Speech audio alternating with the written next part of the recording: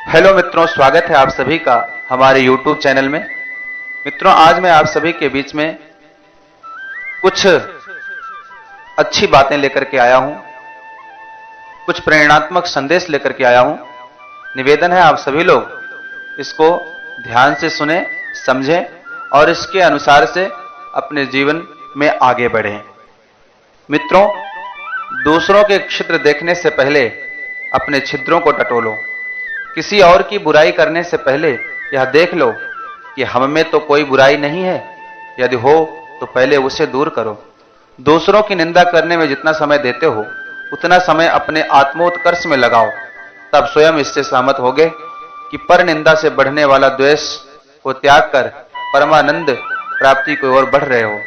संसार को जीतने की इच्छा करने वाले मनुष्यों, पहले अपने आप को जीतने की चेष्टा करो। यदि तुम ऐसा कर सके तो एक दिन तुम्हारा विश्व विजेता बनने का स्वप्न पूरा होकर रहेगा। तुम अपने जितेंद्रिय रूप से संसार के सब प्राणियों को अपने संकेत पर चला सकोगे।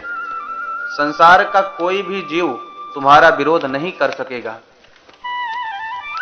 जो लोग आध्यात्मिक चिंतन से विमुख होकर केवल लोकोपकारी कार्य में लगे रहते हैं, वह अपनी ही सफलता पर अथवा सद्गुणों पर मोहित हो जाते हैं। वह अपने आप को लोक सेवक के रूप में देखने लगते हैं।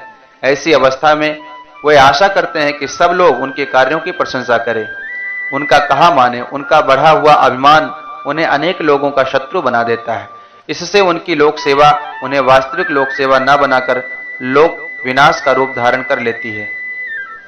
आध्यात्मिक चिंतन के बिना मनुष्य में विनीत भाव नहीं आता और न उसमें अपने आप को सुधारने की क्षमता रह जाती है। वह भूलों पर भूल करता चला जाता है और इस प्रकार अपने जीवन को विकल बना लेता है। हम जिस भारतीय संस्कृति, भारतीय विचारधारा का प्रचार करना चाहते हैं, उसे आपके समस्त कष्टों का निवारण हो सकेगा। राजनीतिक शक्ति द्वारा आपके अधिकारों की रक्षा हो सकती है, पर जिस स्थान से हमारे सुख दुख की उत्पत्ति होती है उसका नियंत्रण राजनीतिक शक्ति नहीं कर सकती। यह कार्य आध्यात्मिक उन्नति से ही संपन्न हो सकता है। मनुष्य को मनुष्य बनाने की वास्तविक शक्ति भारतीय संस्कृति में ही है। यह संस्कृति हमें सिखाती है कि मनुष्य मनुष्य से प्रेम करने को पैदा हुआ है, लड़ने मरने को नहीं। अगर हमारे सभी कार्यक्रम ठीक ढंग से चलते रहेंगे तो भारतीय संस्कृति का सूर्योदय अवश्य होगा। यदि तुम शांति, सामर्थ्य और शक्ति चाहते हो तो अपनी अंतरात्मा का सहारा पकड़ो। तुम सारे संसार को धोखा दे सकते हो, किंतु अपनी आत्मा को कौन धोखा दे सकता है? यदि प्रत्येक कार्य में आप अंतरात्मा की सम्मति प्राप्त कर लिया करेंगे तो विवेक पथ नष्ट ना होगा। दुनिया भर का विरोध करने पर भी यदि आप अपनी अंतरात्मा का पालन कर सकें तो कोई आपको सफलता प्राप्त करने से नहीं रोक सकता। जब कोई मनुष्य अपने आप को अद्वितीय व्यक्ति समझने लगता है और अपने आप को चरित्र में सबसे श्रेष्ठ मानने लगता है, तब उसका आध्यात्मिक पतन होता है। मन में सबके लिए सद्भावनाएं रखना, संयमपूर्ण सच्चरित्रता के साथ समय व्यतीत करना, दूसरों की भलाई बन सके उसके लिए प्रयत्नशील रहना, वाणी को केवल सत्प्रयोजन के लिए ही बोलना, न्यायपूर्ण कमाई पर ही गुजारा करना, भगवान का स्मरण करते रहना, अपने कर्तव्य पर आरूढ़ रहना, अनुकूल प्रतिकूल परिस्थितियों में विचलित न होना, यही नियम है जिनका पालन करने से जीवन यज्ञमय बन जाता है। मनुष्य जीवन को सफल बना लेना ही सच्ची दूरदर्शिता और बुद्धिमत्ता है। जब तक हम में अहंकार की भावना रहेगी तब तक त्याग की भावना का उदय होना कठिन है। उठो, जागो, रुको मत जब तक कि लक्ष्य की प्राप्ति ना हो जाए। कोई दूसरा हमारे प्रति बुराई करे या निंदा करे, उद्वेगजनक बात कहे तो उसको सहज करने और उसे उत्तर ना देने से बैर आगे नहीं बढ़ता। अपने ही मन में कह लेना चाहिए कि इसका सबसे अच्छा उत्तर है मौन। जो अपने कर्तव्य कार्य में जुटा रहता है और दूसरों के अवगुणों की खोज में नहीं रहता, उसे आंतरिक प्रसन्नता रहती है। जीवन में उतार चढ़ाव आते ही रहते हैं, हंसते रहो, मुस्कुराते रहो। ऐसा मुख किस काम का जो हंसे नहीं, मुस्कुराए नहीं। जो व्यक्ति अपनी मानसिक शक्ति स्थिर रखना चाहते हैं उनको दूसरों की आलोचनाओं से चिढ़ना नहीं चाहिए।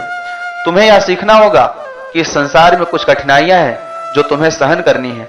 वह पूर्व कर्मों के फलस्वरूप तुम्हें अजय प्रतीत होती हैं।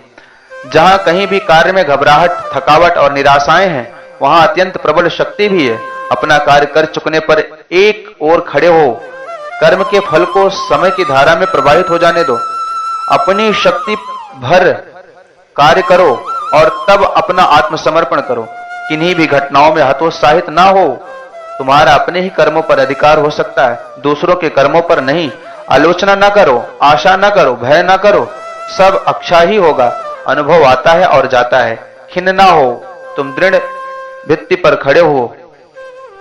साक्षात्कार संपन्न पुरुष ना तो दूसरों को दोष लगाता है और ना अपने आप को अधिक शक्तिमान वस्तुओं से आच्छादित होने के कारण वह स्तुतियों की अवहेलना करता है।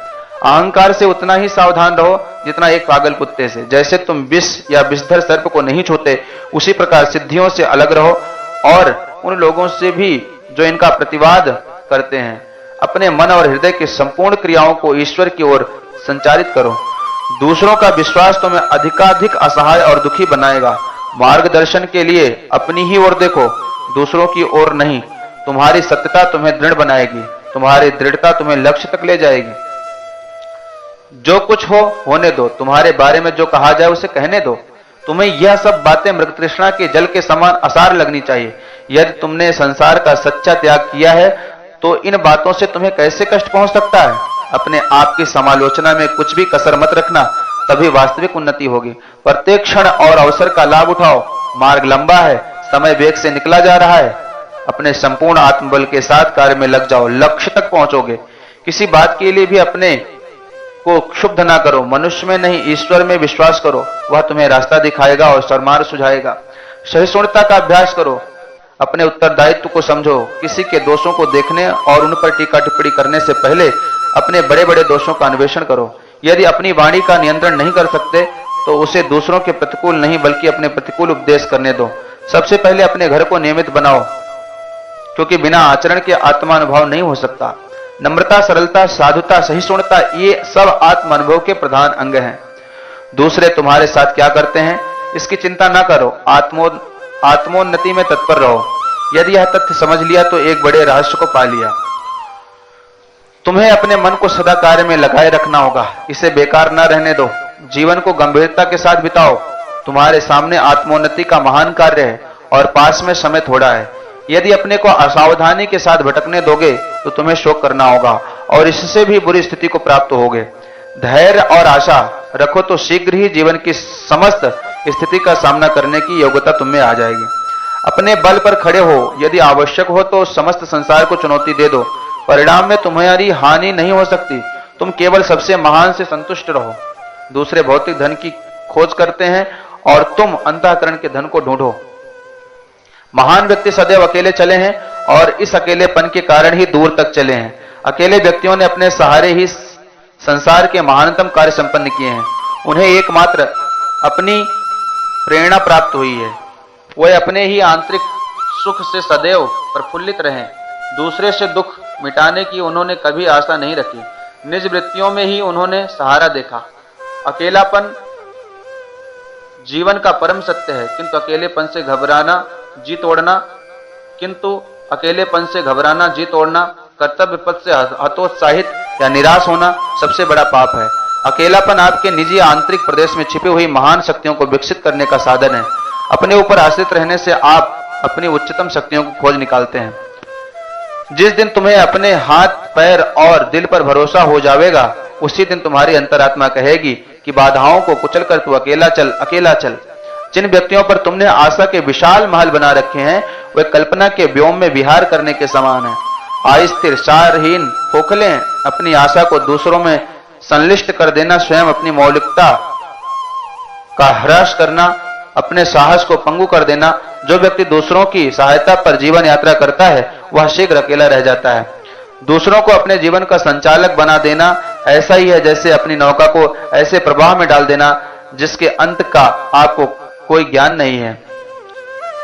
प्रेम ही एक ऐसी महान शक्ति है जो प्रत्येक दिशा में जीवन को आगे बढ़ाने में सहायक होती है। बिना प्रेम के किसी के विचारों में परिवर्तन नहीं लाया जा सकता। विचार तर्क वितर्क की सृष्टि नहीं है। विचारणा तथा विश्वास बहुकाल के सत्संग से बनते हैं। अधिक समय की संगति का ही परिणाम प्रेम है। इसलिए विचार, धारणा अथवा विश्वास प्रेम का विषय है। यदि हम दूसरों पर विजय प्राप्त करके उनको अपनी विचारधारा में बहाना चाहते हैं, उनके दृष्टिकोण को बदलकर अपनी बात मनवाना चाहते हैं, तो प्रेम का सहारा लेना चाहिए। तर्क और बुद्धि हमें आगे नहीं बढ़ा सकते। विश्वास रखिए कि आपकी प्रेम और सहानुभूतिपूर्ण सभी बातों को सुनने के लिए दुनिया विवश होगी। तो मित्रों, बहुत बहुत धन्यवाद। कैसा लगा हमारा वीडियो? अगर आपको ये वीडियो पसंद आए तो प्लीज हमारे YouTube चैनल को लाइक करें, YouTube को सब्सक्राइब करें और वीडियो को लाइक करें और इस वीडियो को अधिक से अधिक शेयर करें। बहुत बहुत धन्यवाद।